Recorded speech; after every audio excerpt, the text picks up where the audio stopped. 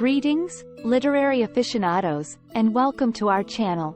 Today, we embark on a captivating journey through the remarkable pages of In Search of Lost Time by the extraordinary Marcel Proust. I'm your Hannah, and I am delighted to invite you on this literary odyssey. Within the eloquent prose and introspective musings of Proust lies a world of captivating beauty, complex characters, and a profound exploration of time's enigmatic nature. In this monumental literary work, Proust invites us to wander through the labyrinth of memory, love, and societal intricacies. Through the eyes of the narrator, we witness the essence of human existence, as Proust masterfully dissects the profound impact of fleeting moments on our lives. From the charming streets of Paris to the tranquil shores of memory, In Search of Lost Time unfolds as a poignant meditation on the passage of time, the fragility of relationships, and the significance of art in capturing the essence of our experiences. Whether you're a connoisseur of classic literature or a curious soul seeking profound insights, In Search of Lost Time promises an intellectual and emotional journey like no other. Proust's eloquent prose transports us into the intricate depths of human nature, challenging us to contemplate our own existence. So, my fellow book lovers, if you're ready to unlock the secrets of time's elusive grasp, come along and join us on this enchanting expedition. Don't forget to hit that subscribe button and ring the notification bell, so you never miss a moment of our exploration. Together, let's unravel the eloquent secrets woven within Marcel Proust's In Search of Lost Time.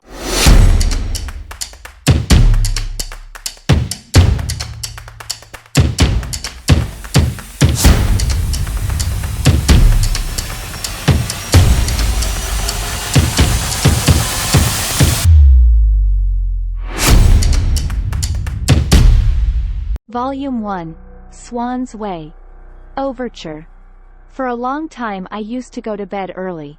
Sometimes, when I had put out my candle, my eyes would close so quickly that I had not even time to say, "I'm going to sleep."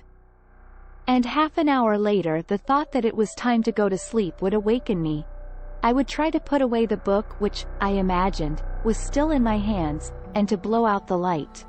I had been thinking all the time, while I was asleep, of what I had just been reading, but my thoughts had run into a channel of their own, until I myself seemed actually to have become the subject of my book. A church, a quartet, the rivalry between François I and Charles V.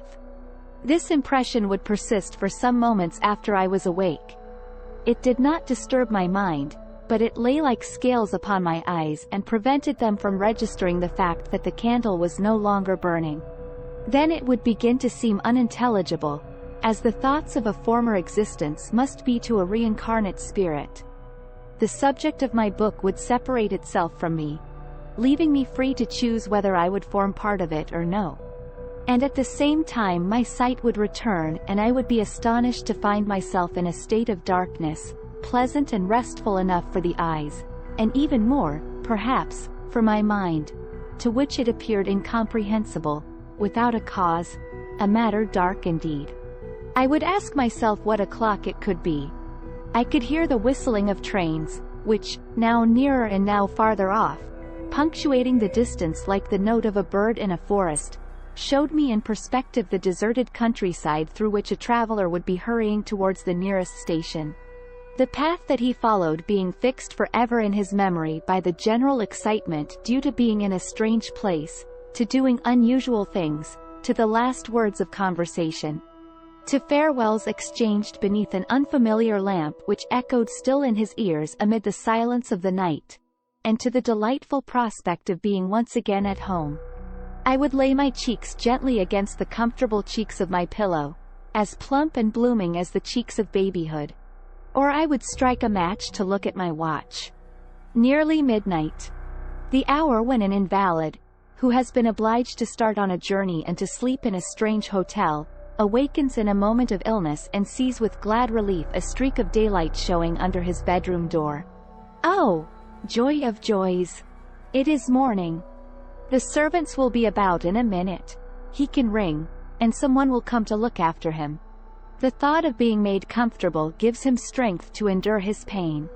He is certain he heard footsteps. They come nearer, and then die away. The ray of light beneath his door is extinguished. It is midnight. Someone has turned out the gas. The last servant has gone to bed, and he must lie all night in agony with no one to bring him any help. I would fall asleep, and often I would be awake again for short snatches only, just long enough to hear the regular creaking of the wainscot, or to open my eyes to settle the shifting kaleidoscope of the darkness.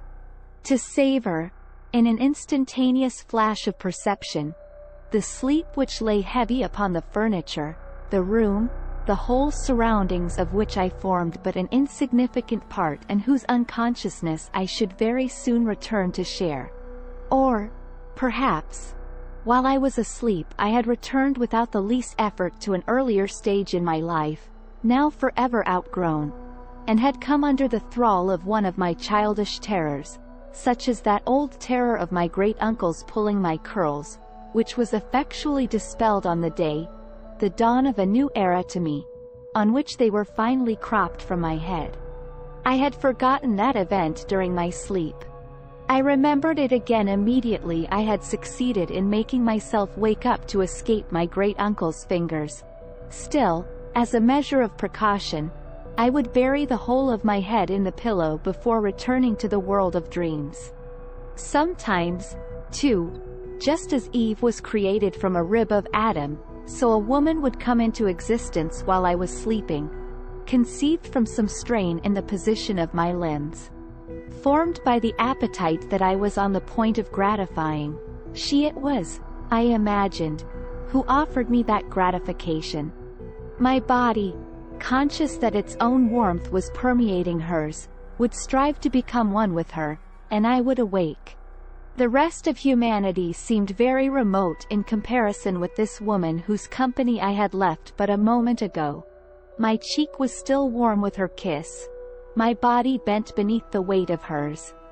If, as would sometimes happen, she had the appearance of some woman whom I had known in waking hours, I would abandon myself altogether to the sole quest of her, like people who set out on a journey to see with their own eyes some city that they have always longed to visit, and imagine that they can taste in reality what has charmed their fancy.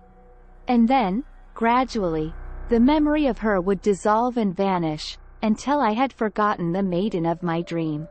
When a man is asleep, he has in a circle round him the chain of the hours, the sequence of the years, the order of the heavenly host. Instinctively, when he awakes, he looks to these, and in an instant reads off his own position on the earth's surface and the amount of time that has elapsed during his slumbers. But this ordered procession is apt to grow confused, and to break its ranks. Suppose that, towards morning, after a night of insomnia, sleep descends upon him while he is reading, in quite a different position from that in which he normally goes to sleep. He has only to lift his arm to arrest the sun and turn it back in its course, and, at the moment of waking, he will have no idea of the time, but will conclude that he has just gone to bed. Or suppose that he gets drowsy in some even more abnormal position, sitting in an armchair, say, after dinner. Then the world will fall topsy-turvy from its orbit. The magic chair will carry him at full speed through time and space, and when he opens his eyes again he will imagine that he went to sleep months earlier and in some far distant country. But for me it was enough if, in my own bed, my sleep was so heavy as completely to relax my consciousness, for then I lost all sense of the place in which I had gone to sleep. And when I awoke at midnight, not knowing where I was, I could not be sure at first who I was. I had only the most rudimentary sense of existence, such as may lurk and flicker in the depths of an animal's consciousness. I was more destitute of human qualities than the cave dweller. But then the memory, not yet of the place in which I was, but of various other places where I had lived, and might now very possibly be, would come like a rope let down from heaven to draw me up out of the abyss of not being, from which I could never have escaped by myself. In a flash I would traverse and surmount centuries of civilization, and out of a half-visualized succession of oil lamps, followed by shirts with turned-down collars, would put together by degrees the component parts of my ego. Perhaps the immobility of the things that surround us is forced upon them by our conviction that they are themselves, and not anything else, and by the immobility of our conceptions of them. For it always happened that when I awoke like this, and my mind struggled in an unsuccessful attempt to discover where I was, everything would be moving round me through the darkness. Things, places, years. My body, still too heavy with sleep to move, would make an effort to construe the form which its tiredness took as an orientation of its various members, so as to induce from that where the wall lay and the furniture stood, to piece together and to give a name to the house in which it must be living. Its memory, the composite memory of its ribs, knees, and shoulder blades, offered it a whole series of rooms in which it had at one time or another slept.